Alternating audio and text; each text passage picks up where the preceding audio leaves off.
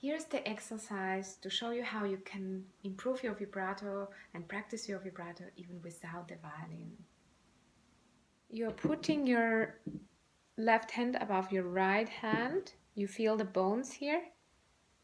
And you just roll from one side to another side.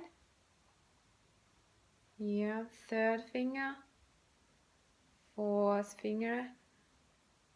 Look that it's not straight, that it's round. First finger. Okay.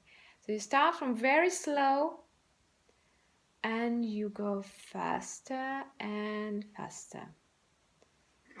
So you can do this exercise in front of a TV or at school or at work if you have nothing to do. Just a few minutes of this rolling on your right hand with your left hand, and you will see that the moment you take the violin that this motion stays. So I wish you good luck and have fun with the violin. Bye bye.